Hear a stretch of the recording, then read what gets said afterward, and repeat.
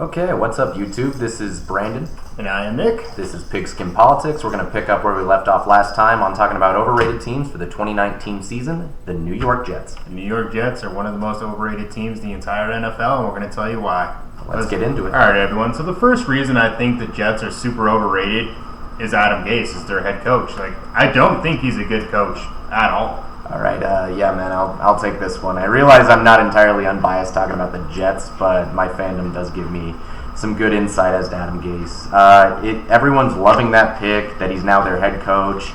I think it's an abysmal choice, and I think Adam Gase is not good. He's lauded as an offensive mastermind. No. 3 seasons under the Dolphins, they didn't average very well on points.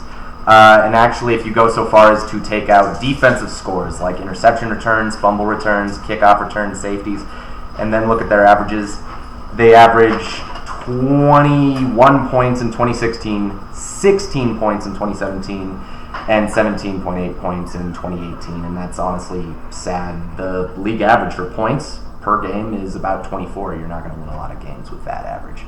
They're not even hitting the league average with Adam Gase. It's actually crazy they won 6 games those other 2 years. But yeah.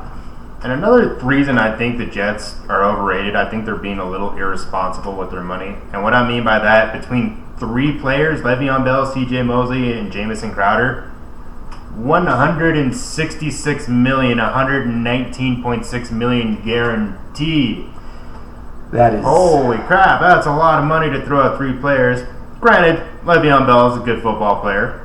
C.J. Mosley, he's not great in coverage, but he is a good run stuffer. But the next closest person to him was Luke Kuechly at $12.5 million, and the Ravens were going to give him record-breaking money at $14 million, and the Jets just swooped him and threw like another $4 million on top of it. So basically, they didn't need to spend as much as they did. They didn't need to spend nearly as much as they did. They just did it just to make the Ravens back off, and the Ravens just went, okay, just take him, man. Yeah. If these ain't that worth, not that $4 much. million. Yeah, and I understand the whole going crazy in free agency thing to kind of fix your team. It worked for the Eagles a couple years ago, worked for the Rams last year. Did work for the Rams. The Jets aren't close enough to warrant throwing in this much money to just fix things. They have way more than a few problems wrong with them. I'll tell you why they have too many problems wrong with them that won't be fixed with just a few people. According to PFF, they finished 29th in overall offense, 25th in overall defense. Now, we said earlier, Le'Veon Bell is a good football player. Absolutely. But is he good enough to elevate your offense from 29th to playoff contention? I don't know. And I don't even know what Le'Veon Bell is anymore. I'll assume he's fine, but he sat out all of last year, just held out to get more money. And will you get Le'Veon Bell prior to that holdout, or are you going to get a watered-down Le'Veon Bell that can't reach that production? Sitting out? Good question, man. He sat out an entire year. I don't know if he's going to come back, and I'm sure he'll be fine, but I don't know if he'll come back dominant Le'Veon Bell football, you know. Another thing is they have the 25th overall defense. Yeah. Now, is C.J. Mosley going to... I mean, a linebacker's probably your quarterback of your defense, but I don't know if he's good enough to elevate from 25th to playoff contention. I think he can elevate them a couple spots alone, but not enough to get to one person. Yeah, maybe 25th to 22nd. I don't know how much that's going to change. I don't like Even it. if it's in the teens, man. As far as I'm concerned, I think the Jets are looking down the barrel of 8-8. 7-9, around there. I don't see him as a wild card contention. I don't see him as winning the division at all. They're the new Dolphins. Sorry, man, but they're the new Dolphins of that team. I'd say the old Browns, if I'm being... I don't think they're that bad, but when I say old Dolphins, I'll say they'll probably finish 3rd in the division. Even though the Dolphins normally finish 2nd, they beat the Pats once, but they never beat the Pats.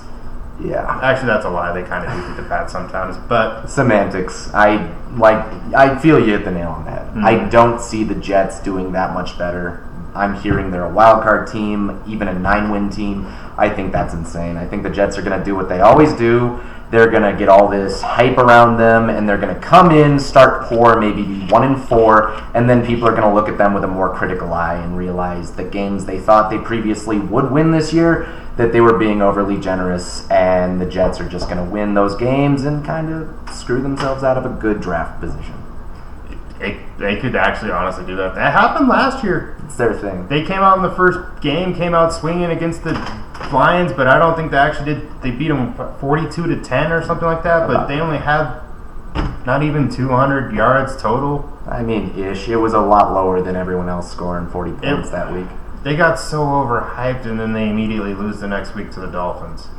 Yeah, that was the Dolphins' only away win. Speaking of, Jets got swept by Adam Gase, and they averaged swept by Adam Gase. They averaged 17 points, and you managed to lose them twice. That is a red flag to me. Adam Gase is not a good coach. I don't like him. He's not an offensive mastermind. He gets shut out 7 times before after the half.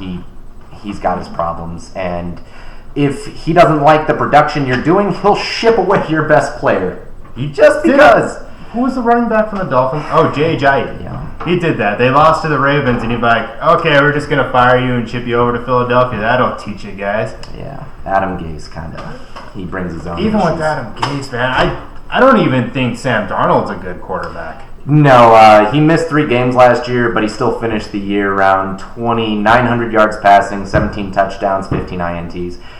It's not good. That's not abysmal, and he was a rookie, and I'll cut him some slack there. But he's already missed 3 games, so you don't know completely about his health, and he's almost throwing a 1-to-1 touchdown interception ratio. Yeah, and tell me his best wide receiver.